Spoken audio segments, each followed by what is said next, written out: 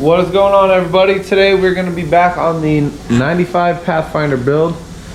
Today we have the front axle out. As you can see, I did go ahead and purchase this Harbor Freight 110-pound sandblaster here. I've already used it a couple days here trying to figure it out. I think we got it kind of working now. However, it did start raining, so we did get a lot of surface rust back on it, but we did get a lot of the big chunky stuff. So we're gonna go ahead and give it one quick little touch up here. You can see this part rusted again. For the most part, we're good though. We'll get it in these crevices by the welds, and we got majority of this stuff in the axles, all this thicker stuff. So we're gonna go ahead and we're gonna blast it one last time, give it one little coat, just get this kind of little bit of build up in the last couple little areas we didn't quite get to. And then we're gonna go ahead and we're gonna throw some paint on it. So that has already been done, so it is kind of shiny, plus a lot of it is new. So the thing we are using here, we're doing the fine grade. These are 25-pound boxes of walnut shells. I did already go through one box. I picked it back up, I put it through my screen here off like a screen door, just to make sure everything that I'm picking up isn't too big and gonna clog it. So we did run through that box, I think already 3 times. It is already in here. I'm gonna go ahead and pour a new box in as well, so I can go ahead and just blast through this axle, get it all done. So as you can see here, it's just real fine walnuts. It's just crunched up walnuts. It's pretty cool. But this stuff is actually, it does a really good job. There is a ton of it all over the floor out here, but I do have the tarp down, so whatever stays on the tarp I can re-sweep up, collect, use a shop vac or whatever, suck it all up, put it through the screen and go through, use it again. So as long as it's filtered and clean and nothing is, I mean, as you can see, these holes are very, very fine holes here. So anything bigger than that won't go through, and it's basically just gonna be all the walnuts, maybe a little bit of sand or whatever that's kicked up by the dogs here. But other than that, it's been working pretty great. Once I got it figured out, it was kind of confusing to figure out at first, but moisture is a very big issue with these, so make sure you have water separators. There's one on here, and I have one in line off the compressor. So as you can see, it's got the little drain valve here on the bottom, but yeah, it works really good. So let's go ahead. I do have a full rain suit here.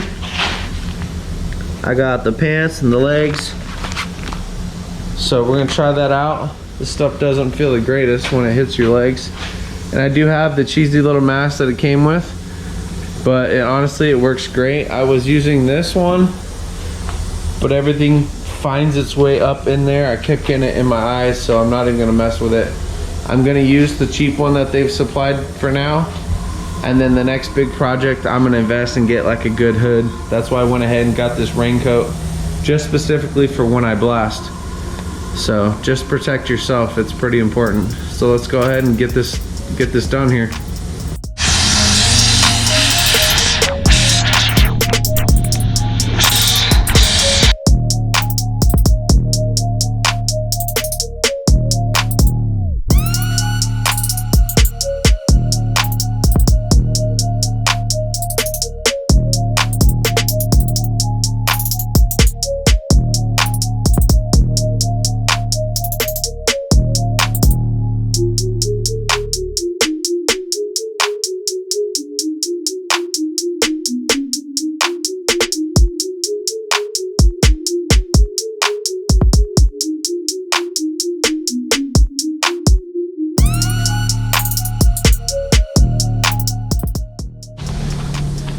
All right, so here we go. We got it all blasted. You can see I did vacuum it all up at the shop vac.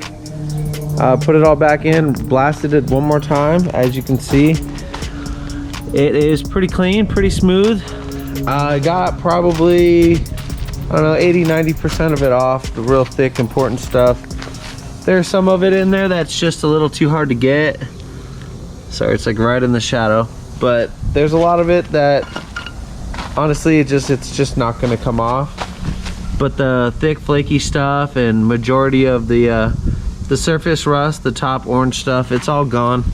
I'm gonna go ahead, I'm gonna lift the corners to the tarps, get it all collected in the middle. I'm gonna shop back it up one more time, and then I'm gonna blow the whole axle off, kind of wipe it off with a damp rag, get all the dust and stuff off, and then I'm gonna spray paint it black.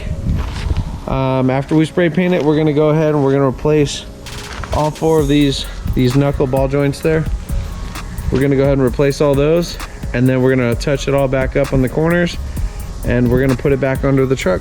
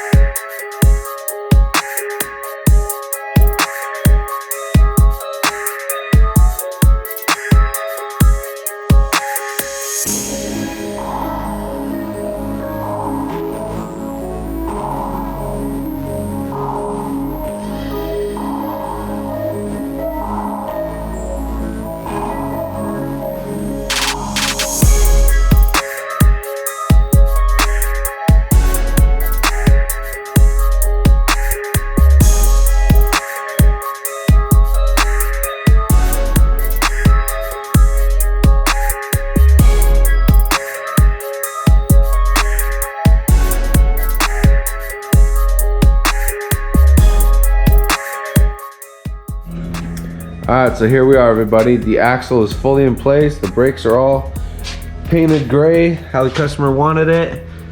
Everything's in place. I did get overspray on the brake rotors, obviously, as you can tell.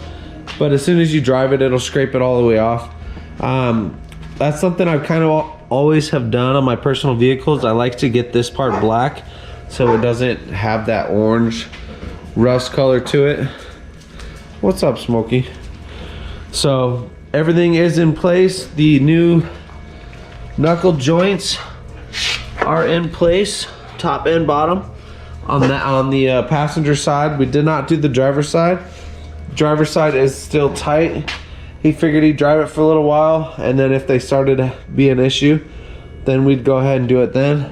But since they are still good, we're just gonna leave them. So, and then you can see here, driver's side.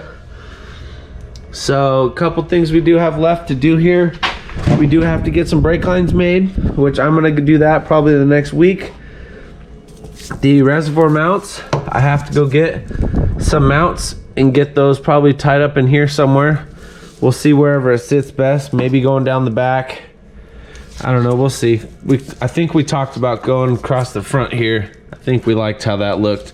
So we'll probably do that. I have to go down to SDHQ, pick up some of those half moon reservoir, weld-on reservoir mounts, and then a couple of the clamps.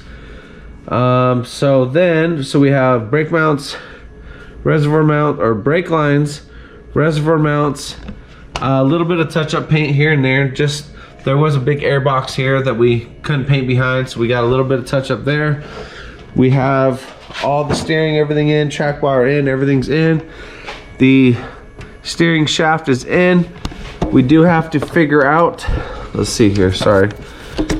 We do have to figure out the steering hydraulic lines from there to the power steering pump. So we have to get some lines made and get that all connected. So that's next on the list. And then I think once the lines are made, we're gonna throw the radiator and the fan and everything back in the truck. I don't wanna do it now while we still have that room to get in there and work. I do have to wire the winch up still. That's super simple. And we do have to wire up the light bar here, which we have the wire harness hanging from the mirror here. So we are ready to go. We just got to do it. So we're going to start tidying up all these little loose ends on the front end here. I'm going to go purchase those clamps, get those welded on. get the resis and everything finalized, and then we're gonna start figuring out brake lines and steering lines and get the radiator and everything back in. So front end's basically just about done. The drive shaft we're not going to worry about until we flip it around, get the rear fully done. Basically once that's done, we're going to suck it up on the trailer with the winch. We're going to take it down to the drive shaft shop, and we're going to have them cycle the suspension, everything, no springs, nothing on it.